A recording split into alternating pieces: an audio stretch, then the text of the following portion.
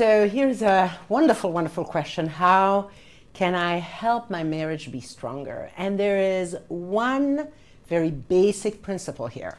It is to know that conflict is your friend. That every conflict that is in your relationship is an invitation to growing, to expanding, to becoming more mature. Whenever there is conflict, we should be able to say, conflict, what an opportunity! Because conflict is that edge of growth where both of us arrive. And that's where we just don't know what to do yet, because this is the place where we can mature. And so the first step to take is to actually begin to see that conflict is a knock at the door that says, hey, you can grow here. Step number one. Step number two, that's the time to do a visit over the bridge, which means invite each other on both sides to understand what is underneath the conflict. What am I having a hard time with?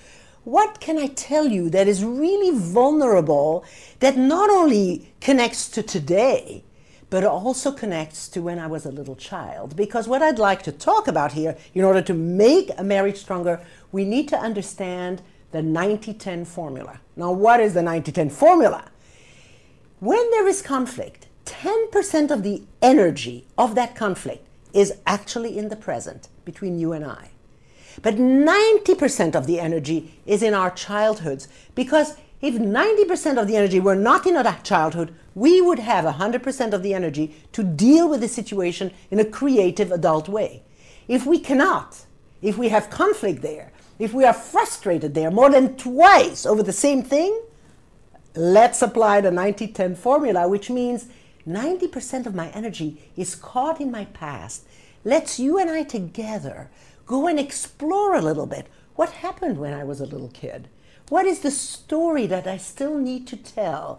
What are some of the puzzle pieces I still need to put together so I can understand my childhood, release some of the caught energy in my childhood so that I can have 100% of my energy available to me right here and now, so that we can deal with this in the adult way with all of our energy available to us.